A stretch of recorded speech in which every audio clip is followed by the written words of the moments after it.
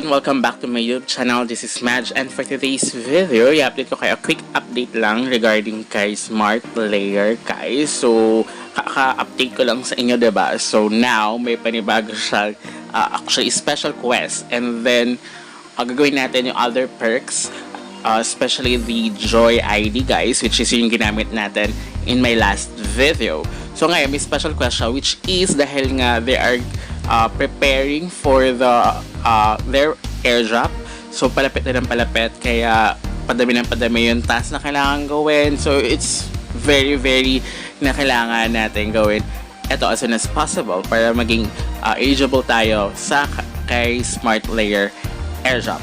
So stay tuned until the end of this video. Huwag kayong mag-escape para mas matindihan nyo at wala kayong ma-miss na important details dahil every details is very important. Okay? But before we jump into it, make sure you like this video, subscribe to my channel if you have not already, and ring that notification bell so you always be updated to my upcoming videos and off the clock episodes. So so marami nang lumabas na mga quests, 'di ba? So, and then of course, meron ding additional na sa mga perks para maka-earn tayo ng points. And now, ito na nga yung kailangan na natin i-link yung ating wallet. So, 'di ba last time kasi Joy ID yung ginamit natin, but here kasi as you can see, Smart Layer, sa Smart Layer Pass, and then of course sa Smart Cat or Loot, ang nagamit ko sa akin for that one is my MetaMask wallet, which is para at least dito naman, maganda naman dito kahit ilan yung wallet na pwede mong i-link kung saan, di ba may mga adoptive cats, di ba, so yung mga guys, hindi ko na nagawa yun, pero I have a cat, di ba yung una natin ginawa nung kumuha tayo ng NFT kay Smart Layer. So meron active pa rin naman siya, so you can get it, so makita nyo mamaya yung mga active sa perks sila. But for now, kailangan yung i-link yung mga wallet na kung meron na kayong cat, guys, or tsaka nag-adopt kayo ng cat, kailangan yung i-link na siya. So many kung kaya dalawang MetaMask yun, diba? So pwede nga siyang i-link dito kahit isang Smart Layer nyo lang, guys. Pero dito kasi sa special quest, I think wala atang wala nakalagay na points. But of course, additional perks nila, you can get many points as well. So syempre, feeling namin is mag-base din sila sa points, guys. So diba, kaya kailangan gawin nyo na siya. Wait, dito ako nahihirapan talaga kasi ayaw nga magbukas sa laptop. So I'm using my mobile phone ever since. Nahihirapan talaga ako kapag connect ako, kaya ayoko gamitin kapag kaya sa mobile phone. Kaya mas, sabi ko kasi nga, mas preferred ko talaga pag sa laptop ko siya gagawin. Kaya ayaw nga kasi magbukas sa laptop dahil nga sa akin, I think sa aking firewall na binablock nga kasi.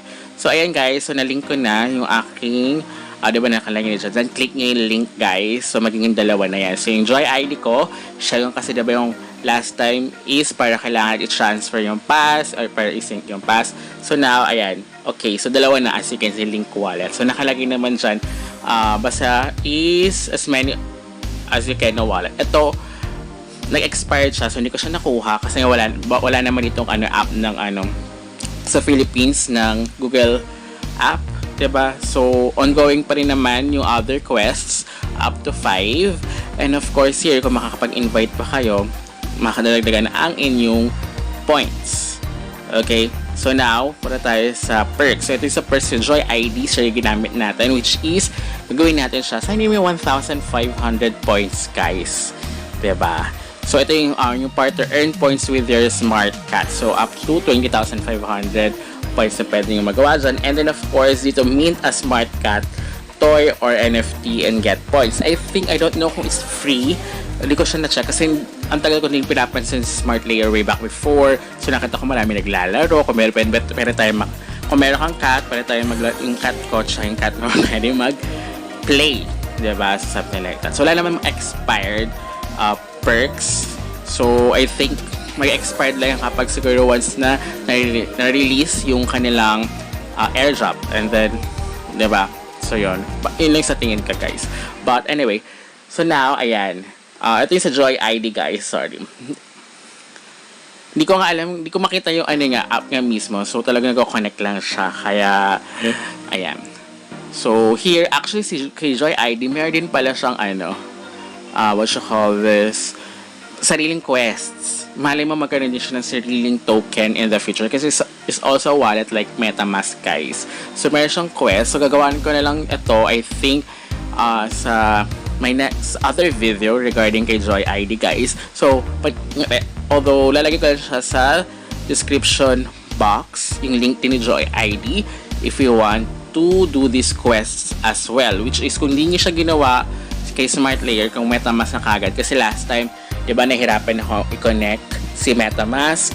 So, talagang nag-proceed ako kay Joy ID, which is yung sinasabi ng karamihan in few weeks ago, guys. But now, nakita ko nga meron din pala siyang mga quests tsaka daily rewards, guys. So, sayang din naman siya. So, itong daily rewards, I think you can claim 5J points or Joy ID points every day. So, parang kailangan mo lang siya mag-sign in, guys. So, as you can see, daling wallet din siya. Kapag naglagay kayo at least $5, worth $5 kay Joy ID, is magkakaroon kayo ng points. So, ayan. So, kailangan nyo gawin para once na in the future, kasi actually, pinag-uusapan na rin si MetaMask na magkakaroon din ata ng own token. So, kaya maraming nag-transact kay MetaMask talaga. So, kasi like sila KuCoin, may sarili silang token, diba? So, possible yan. Kaya, possible ito yung mga tasks na kailangan gawin. So, gagawin ko na lang siya sa other video all about Joy ID, guys. So, pag-aaralan ko rin siya, guys. So, hindi kasi ako masyadong familiar talaga. So, anyway. So, ayan, guys. Pwede nga naman siya, ito, kapag, hindi ko kasi siya makita sa ano sa App Store. Kaya hindi ko siya ma-download yung mismong application, guys. Kaya, ayun. So, naka-ano lang talaga siya sa browser ko. Yung mismong ano niya.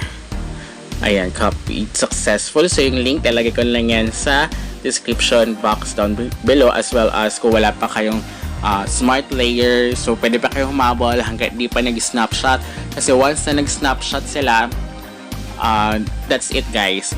Bawal nang humabol. So, hindi na kayo mag-eligible after the snapshot. So, sayang din naman yun, diba? Kung nakumpisahan nyo na siya, tapos hindi nyo pa nagawa yung transfer or mag-link ng wallet, kasi yun yung pinaka-crucial talaga. So, kahit nag-start kayo kay Smart Layers, nakalimutan nyo na siya, at hindi nyo siya nagawa, hindi din kayo maging eligible. So, make sure nagawa nyo yung quest, especially yung this latter quest nila, yung special quest nila, tsaka yung needed for airdrop, which is yung pagka-transfer ng parang passkey or something kay Smart Layer. So, I'll update you lang again. I don't know kung may nadagdag pa silang quest, but you can earn more points pa. So, nasa level quest 2,800 na tayo na points. Until next time, goodbye!